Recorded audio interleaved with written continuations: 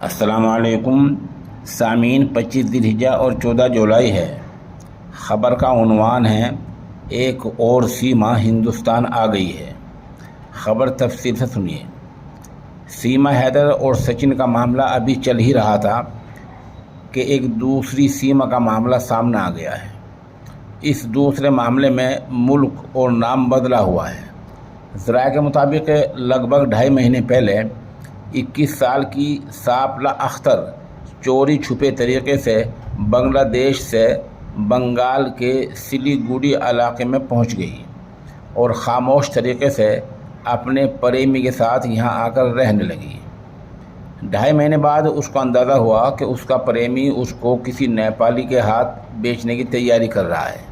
تب اس کے سر سے پیار کا بھوت اتر گیا اور وہ وہاں سے بھاگ کر ریلوے اسٹیشن پہنچ گئی، جہاں اس کو ایک سماجی تنظیم کے کارکنوں نے شبے کی بنیاد پر پکڑا اور پولیس کو سونپ دیا۔